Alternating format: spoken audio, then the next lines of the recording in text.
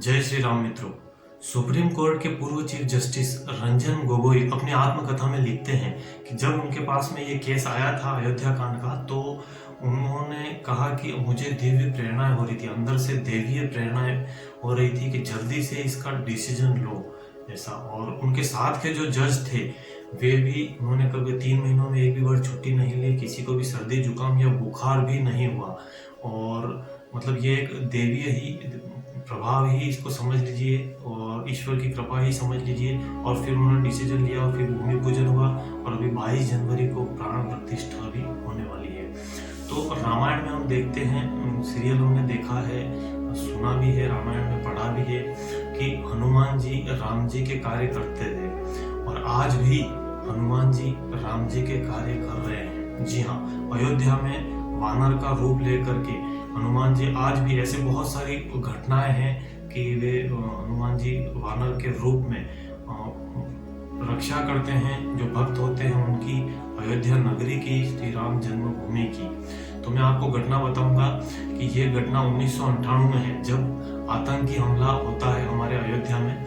आतंकी हमला होता है तो उसमें क्या होता है कि 5-6 आतंकवादी वहां पर अलग अलग जगह पर जो बम होता है वे अलग अलग जगह पर रखते हैं बम, और इसमें बम छिपाया जाता है। लगभग 18 किलो RDX छिपाया जाता है अलग अलग जगह पे।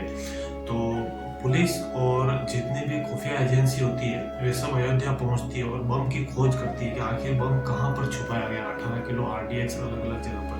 तो 4-5 जो बम होते हैं वे तो मिल जाते हैं और एक बम होता है वो उनको मिलता नहीं है, तो वे खोजते जाते हैं। और होता क्या है कि खूब खोजने के बाद में चारों तरफ, पूर्व जो इंस्पेक्टर हैं उन्होंने भी इसमें बताया कि क्या होता है, खोजते हुए फिर देखते हैं कि वाटर कूलर पे बंदर एक बम का जो उसके पीछे का जो वायर होता है वो मुंह से चबा रहा होता है।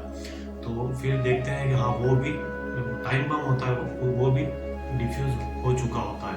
तो ये एक देवीय मतलब कृपा ही है कि बंदर के रूप में आ करके उसको डिफ्यूज कर दिया उस बम को, नहीं तो वहाँ पे एक अफरा तफरी मच जाती उस बम से। और ये जो सुरक्षा एजेंसी आई थी उसमें एक आतंकवादी तो उनके बीच में ही उसी का भेष बना करके भी खड़ा था, तो उसको भी अरेस्ट किया। तो वहाँ पे जितने भी आतंकी थे, आतंकवादी जो थे वो 4 थे और बम उन्होंने 5-6 जगह पर बम लगाया था, सब डिफ्यूज हो चुके थे। और ये घटना एक तरह से ईश्वर की कृपा से, हनुमान जी की कृपा से वहाँ पर कोई दुर्घटना ज़्यादा हो नहीं पाई। और दूसरी एक घटना है 5 जुलाई 2005 में। ये जैश ए मोहम्मद के 5 आतंकवादी वहाँ पर अयोध्या में श्री राम जन्मभूमि की तरफ आते हैं और उनका मकसद होता है कि जो मंदिर है उस मंदिर पर बम से उसको उड़ाने का मकसद रहता है। और तो वे एक वाइट जीप में RDX भरा हुआ रहता है, उस जीप को लेकर के आते हैं 5 आतंकवादी। तो वो जीप जो होती है, जो राम लला जो होते हैं, वो तो एक टेंट का मंदिर होता है उनका, तो उसकी तरफ वो जीप बढ़ती है आगे और जीप बढ़ती है, RDX उसमें रहता है, जोर से ब्लास्ट होता है, इतना जोर से ब्लास्ट होता है पूरा। तो उससे क्या होता है कि चारों तरफ लोगों में अफरा तफरी मच जाती है।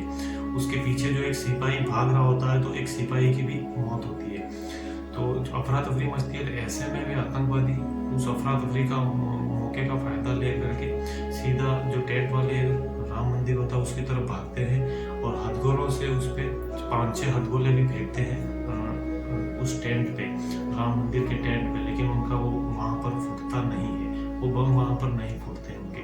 और जो वो मिसाइल लेकर के आते हैं अपने साथ में तो वो भी दागते हैं लेकिन वो भी नहीं फूटते।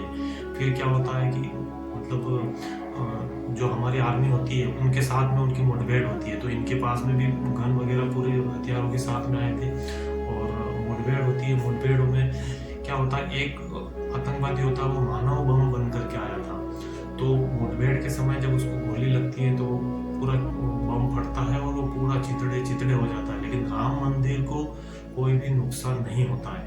तो हनुमानगढ़ी जो होती है उसके पास में ही वहाँ पर भी एक करपात्री महाराज करके एक साधु होते हैं, वे भगवान से प्रार्थना करते हैं कि हे भगवान, 5 आतंकवादियों ने यहाँ पर हमला किया है, अब आप ही बचा सकते हो हनुमान जी, आप ही रक्षा कर सकते हो।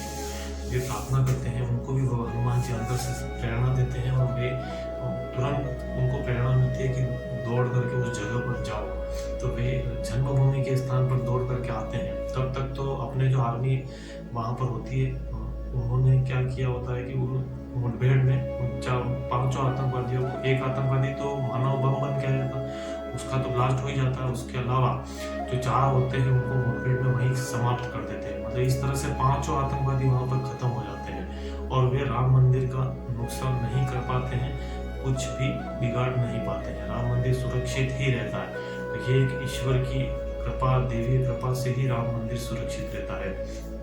और आपको मैं एक इस घटना के साथ एक नई जानकारी भी दे देता हूँ कि चारों जो मुख्य शंकराचार्य हैं वे 22 जनवरी को प्राण प्रतिष्ठा के प्रोग्राम में उपस्थित नहीं होंगे।